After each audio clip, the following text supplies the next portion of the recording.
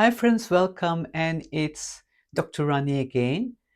We are continuing to explore this book, The Power of Systems, and this time it's chapter 22 to 28.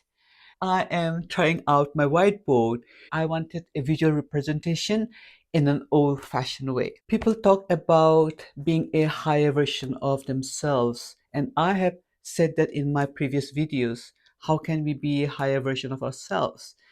And the good news is that we do not have to have a psychological upgrade first in order to be a higher version of ourselves. The book keeps going on about the mind paradigm versus the systems paradigm. I too have been talking about the mind paradigm versus the systems paradigm. I'm not saying don't explore the mind ever.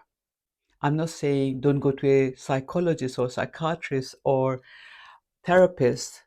I am saying that when you are trying to be your own therapist and trying to figure it all out and keep going back to the mind, chances are that you will get lost just like I get lost. This is part of the human design. So let's make it very practical. I'm calling this a stuck cycle, and I'm calling this the breakthrough cycle. And this is what I got in this book. It's not written here, but this is what I'm seeing from my exploration, my own inner work, and what I share with my clients. So sometimes we all get into a stuck cycle in life, and basically we feel stuck, like my life is not working, and then we feel like a loser. Then the questions we ask ourselves are questions like, what's wrong with me? And then the mind answers, you're not good enough. This is why you can't do it. And we all need a breakthrough cycle, and we can all achieve breakthroughs. I'm going to break it down so that you understand. So in the mind paradigm, when we ask questions like what's wrong with me, we are problem focused, and the mind loves it. The mind will say, well, let's see, you didn't do this, you did that, you said this, and you should have done this. All the shoulds and musts and ought tos, we beat ourselves up with that question and go down the rabbit hole. So when we ask questions like, what's wrong with me? Guess what? We don't go and jump out of bed and say, yay, let's do this.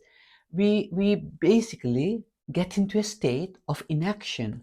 So inaction, and then what happens instead is, because we're asking the question, what's wrong with me? Or we are trying to look at the problem again and again, we get into the overthinking mode. I don't know about you, but I have been in the overthinking mode so many times, churning the same thing again and again and expecting results. And of course, I don't get results. What do I get? No change. Same thing.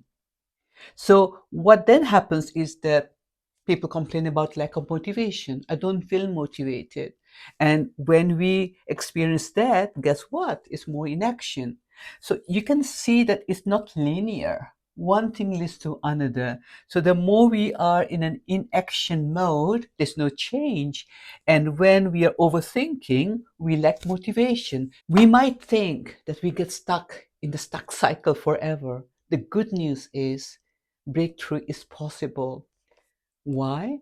Because we've all been gifted the gift of awareness, of noticing this doesn't work. This way of being, getting stuck in the mind, does not work. So we are all then looking for a solution.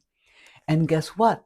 The systems paradigm is solution focused. Like the ultimate coach says, and like Byron Katie says, where there's a problem, there's a solution. That's not exactly Byron Katie's quote, but something's on that lines. If you see a problem, there has to be a solution.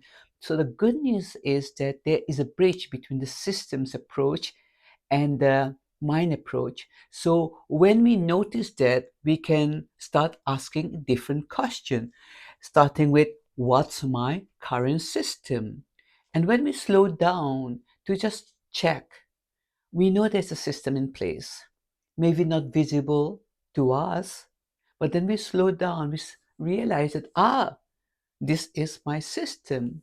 It could be as simple as when I get up in the morning, immediately I go on my phone, I scroll through my phone, and then I feel miserable in the morning and I feel low. Well, that's a system of feeling low, right?